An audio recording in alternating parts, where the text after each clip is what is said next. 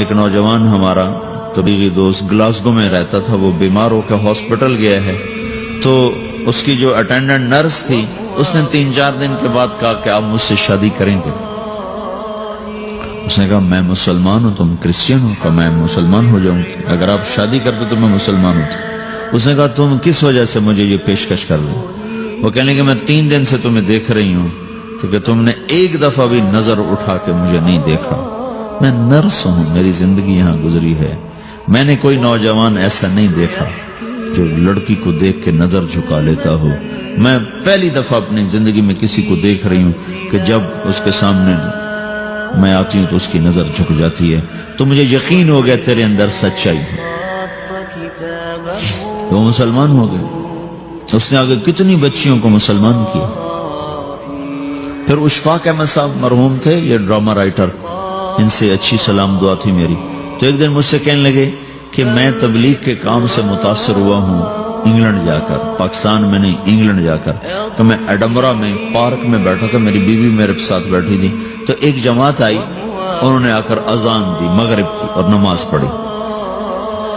نماز کے بعد 13-14 لڑکیاں بھاگ کے آگے آئیں ان سے بات کرنے کے لیے، تو میں نے بیوی سے کہا آؤ سنو یہ کیا کہنے کہتے ہیں، تو کہا ہم دونوں بھی پہنچے، تو جس نے جماعت کرائی تھی نا اس کو ایک لڑکی آگے بڑھ کے کہتی آپ کو انگلش آتی؟ کہا جی آتی ہے۔ کہا آپ نے کیا کیا ہے؟ کہا جی ہم نے اپنی عبادت کی ہے۔ تو لڑکی کہنے لگی آج تو اتوار نہیں ہے، تو اس نوجوان نے کہا کہ جی ہم دن میں 5 دفعہ کرتے ہیں، صرف اتوار کو نہیں، روزانہ 5 دفعہ۔ وہ لڑکی کہنے لگی یہ تو بہت زیادہ ہے، آپ اس کو کیسے نبھاتے ہیں؟ تو اس نے اس کو جواب دیا، 2-3 سوال اس نے اور کیے، جواب دیا، تو کہنے لگی اچھا بہت مہربانی، اس نے سے ہاتھ بڑھایا آگے ملانے کے لیے نا، تو وہ نوجوان کہنے لگا میں آپ سے معافی چاہتا ہوں، میں آپ کو ہاتھ نہیں ملا سکتا۔ تو اس لڑکی نے کہا کیوں؟ کہ یہ ہاتھ میری بیوی کی امانت ہے اور کسی کو نہیں لگ سکتا۔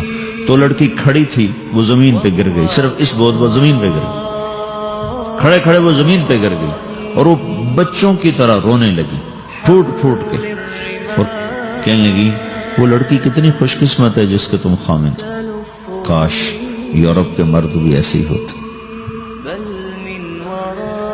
جس رب نے نفسیات بنائی ہے وہ اگر کوئی عورت کپڑے اتار دے تو اس کی نفسیات بدل جاتی، چاہے وہ مغرب میں پیدا ہو چاہے وہ مشرق میں پیدا ہو۔ عورت کی نفسیاتی حیا ہے اور وفا ہے، کسی وفادار کی تلاش ہے، تو وہ اس کو پتہ بھی نہیں ہے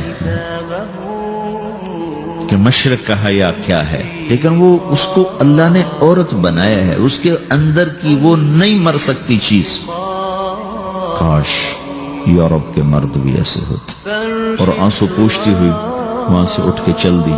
تو اشفاق صاحب مرحوم کہنے لگے میں نے اپنی بیوی سے کہا بانو آج وہ تبلیغ ہوئی ہے کہ لاکھوں کتابیں بھی چھپ جاتی، وہ کام نہ ہوتا جو یہ نوجوان اپنے عمل سے کر گئے۔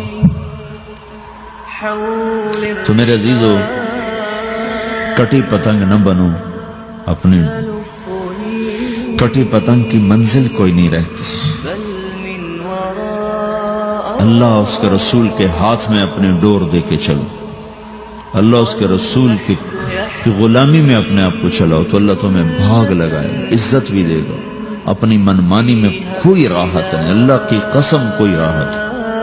6 بر اعظم پھر کے تمہیں بتا رہا ہوں کہ جو اپنی ترتیبوں پر چلنے والوں کے دکھ آپ لوگ اندازہ نہیں لگا سکتے۔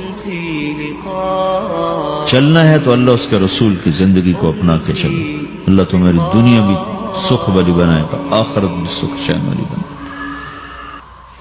لیکن یہ سیکھنا پڑے گا، سیکھنا پڑے گا۔ تبلیغ اس کو سیکھنے کی محنت ہے اور اس کو آگے پہنچانے کی محنت ہے۔ تو یہ عمر ہے، اس وقت ساری دنیا اسلام کے لیے تیار ہے، چونکہ نظریاتی طور پر دنیا شکست کھا چکی، کسی کے پاس کچھ نہیں۔ تو ہمارے پاس ایک ایسا خوبصورت نظریہ ہے کہ جو ان کو بڑی تیزی سے اپنی طرف کھینچ سکتا ہے، اور اللہ کا احسان ہے کہ تیزی کے ساتھ نسلوں کا رخ اللہ کی طرف ہو رہا ہے۔ تھوڑی ہمت کرو، چھٹیوں کا وقت تبلیغ میں دو، باقی وقت اپنی تعلیم کو دو، گھر جاؤ تو ماں باپ کے خادم بن کے رہو، نوکر بن کے رہو۔